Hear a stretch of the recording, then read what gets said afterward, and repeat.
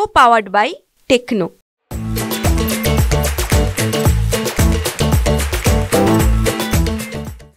हेच कळत नाही. माझ्यावर अन्याय झाला पण तेव्हा अन्याय कसा काय झाला? 6 टक्के निवडून देतोय. कोणाला जर दिसत दिली त्यावेळेला तुलाच दिली, तूच तिकीट घेतलं, तू निवडून आला आणि एवढा होऊन सुद्धा तो माझ्यावर अन्याय केला. अन्याय झाला म्हणला बाकीच्या त्यांना काय करायचं?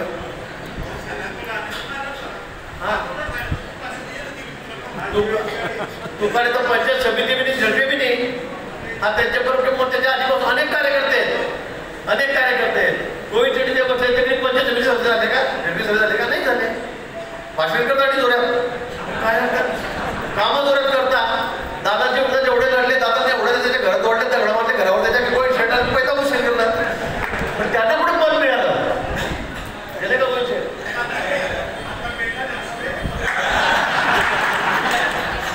पर्यंत पुढे भेटणार मला. आता शिवाजीना नाही ते बसले, माझ्या आधीपासून काम करतायत. एक पद नाही याच्याकडे, नगरसेवक पण नाही. तिथे बसलेले अनेक लोक असे आहेत तिथे माझ्यासोबत सुरुवातीपासून तुम्ही काम करतात. पण कोणाला पद मिळालं? पण आम्ही पक्षाचे बांधलेलो आहोत. आम्ही पक्षाच्या नियमात येऊन काम करू. आम्ही पक्षाशी आमची बांधलेली आहे, त्या पक्षाच्या विचारांची आमची बांधिलकी आहे. म्हणून आपण या ठिकाणी काम करतोय. आणि ज्याला सगळ्यात जास्त दिलं, माझ्या आधी लाल दिव्याची गाडी ज्याला दिली, तो म्हणतो माझ्यावर केवढा अन्याय झाला.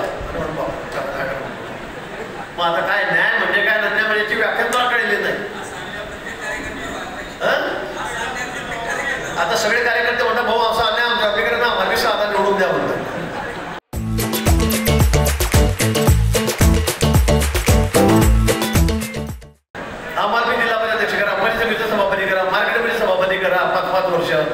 ते सांगायला लागलेले.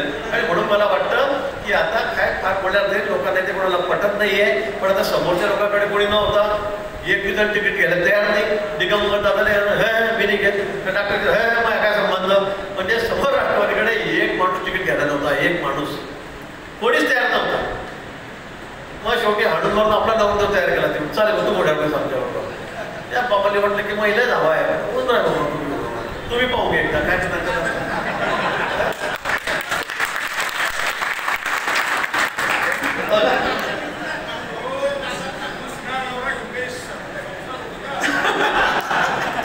आता दादा आपल्या सोबत आहे, प्रदीप सोबत आहे, कैलास पाटील सोबत आहे, सगळे सोबत आहे आपल्या. आता कुठे म्हणजे सगळं मैदान साफ आहे, कोणीच नाही. आणि म्हणून मला असं वाटतं की यावेळेला आपल्याला उच्चांक करण्याची संधी आहे. तालुक्यातून आम्ही सगळ्यात जास्त महाराष्ट्रात 1 नंबर निवडून देऊ असं म्हणायला, कारण आतापर्यंत अजित दादा 1 नंबर. आता 12मध्ये कॉम्पिटिशन आहे, स्पर्धा आहे. त्यामुळे तिथेही एवढं काही लीड राहील पण मला वाटत नाही. त्यामुळे आता नंबर आपलाच आहे. तुम्ही जर प्रयत्न केले, आपण जर ठरवलं, तर मला वाटतं हे कधी म्हणजे शक्य अशक्य होणार नाही. ते सहज शक्य आहे. त्यासाठी आपण सगळ्यांनी आता औरंगाबाद प्रयत्न करायचे. मतदार वोटिंग 75-80% कसं जाईल, हे मतदान जेवढं वाढेल तेवढं सगळं आपलंच आहे. आणि मी तुम्हाला समजा यावेळेला मतदानाच्या पर्सेंटेजचं रेकॉर्ड आपण सगळं तोडू, सगळ्यात जास्त आपलं रेकॉर्ड राहील अशी मला अपेक्षा त्या ठिकाणी आहे. पुन्हा आपल्या सर्वांना मी आवाहन करतो की 2 दिवसाची 10 तारीख आहे, त्याच्यासाठी सगळ्यांनी तयारी आपल्याला त्या ठिकाणी करायची. त्या तयारीला आपण त्या ठिकाणी लागावं. अतिशय भव्य दिव्य असा कार्यक्रम अतिशय शिस्तीमध्ये आपण व्हॉलेंटियर म्हणून, कार्यकर्ते म्हणून त्या ठिकाणी काम आपल्याला करायचं आहे.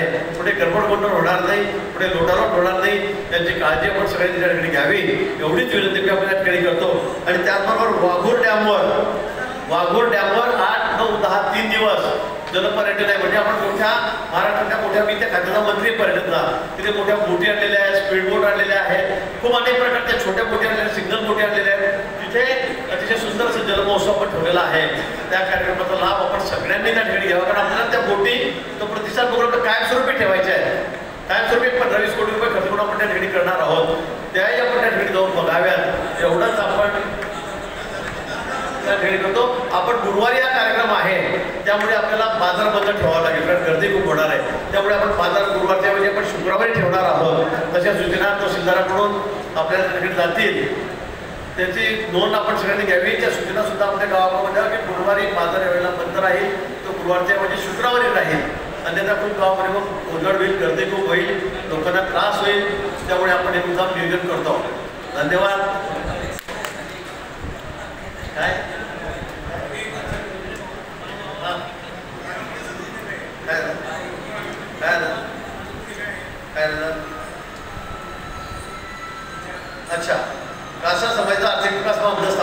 ठीक आहे कसं माझ्याकडून टाकू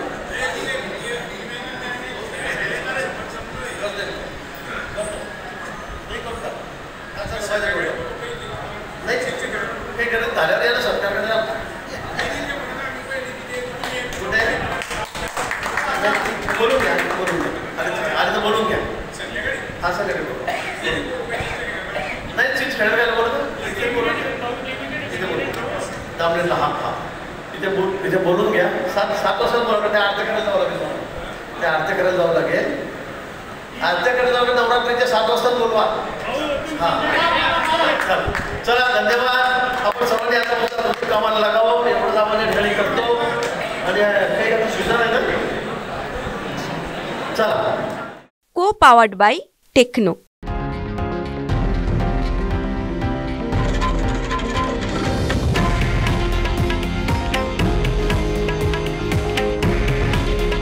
हे आहे देशातील नंबर 1 न्यूज नेटवर्क आणि आपण पाहत आहात TV9 मराठी.